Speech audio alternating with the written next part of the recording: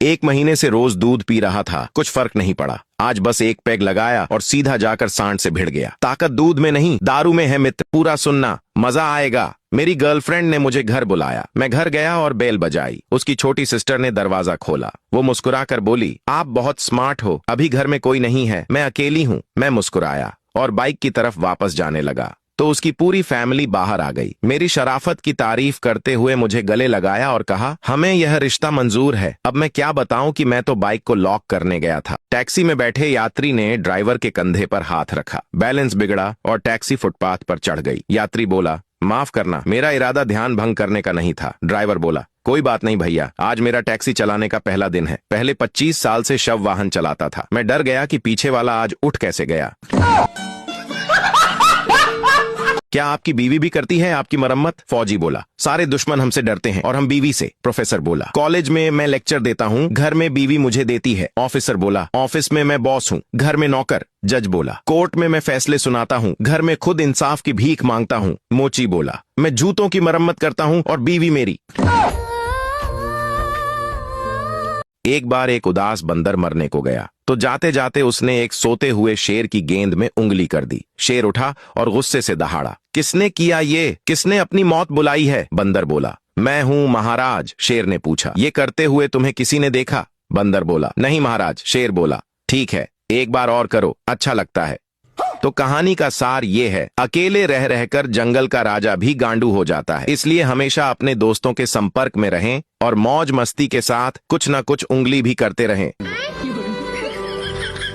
पानी की बूंद जब कीचड़ में गिरती है तो कीचड़ बन जाती है, जब गंगा में गिरती है तो बहती गंगा बन जाती है। वही पानी की बूंद जब गर्म तवे पर गिरती है तो जलकर खत्म हो जाती है। किसी पत्ती पर गिरती है तो मोती की तरह चमकने लगती है और जब सीप में आ जाती है तो खुद मोती बन जाती है। पानी की बूंद तो वही है, बस फर्क है तो उसकी सराउंडिंग का। वो जैसी जगह रहेगी, जैसे माहौल में रहेगी, वैसी वो खुद बन जाएगी। इसी तरीके से जैसी आपकी संगत है वैसे आप बन जाओगे। किसी किसी की संगत से आदमी का अस्तित्व खत्म हो जाता है और वहीं किसी की संगत से आदमी का पूरा जीवन संवर जाता है। तो ये आपको खुद को तय करना है कि आपकी संगत कैसी होनी चाहिए। तुम्हारी जैसी संगत होगी वैसे तुम बन जाओगे। एक पति पत्नी के बीच रोज झगड़ा हो जाता। पति दिन भर बाहर मेहनत करके घर आता, पत्नी से किसी न किसी बात पर झगड़ा हो ही जाता। रोज रोज के झगड़े से पति तंग आ गया। एक दिन उसने अपनी पत्नी को प्यार से समझाया कि तू रोज मुझसे लड़ा मत कर। तो पत्नी बोली, क्या करूं, मुझे गुस्सा आ जाता है, मैं अपने गुस्से को कंट्रोल नहीं कर पाती हूं। पति ने तरकीब लगाई, कुछ कीले लाकर अपनी पत्नी को दी और बोला, तुझे जब जब गुस्सा आए इसमें से एक कील इस दीवार पे ठोक देना। अब शुरू में पत्नी ने वैसा ही किया।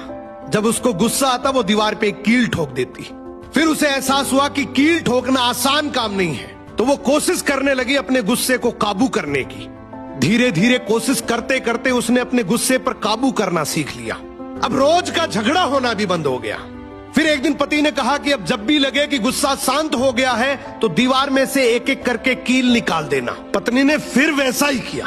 जब उसे लगता कि उसका गुस्सा शांत हो गया है, वो अपने गुस्से को कंट्रोल कर पा रही है, तो वो दीवार में से एक कील को हटा देती। अब समय के साथ दीवार से कीलें तो सारी हट गई, लेकिन उन कीलों से दीवार पर हमेशा के लिए बहुत गहरे निशान पड़ गए। अब उस पति ने अपनी पत्नी को जो समझाया वो हमारी जिंदगी में बहुत काम आएगा।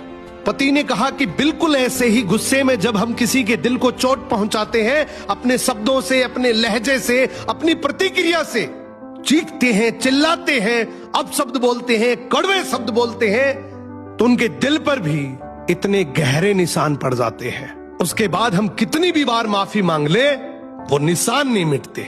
गुस्सा आना नैसर्गिक है, नेचुरल है, ये पार्ट ऑफ लाइफ है।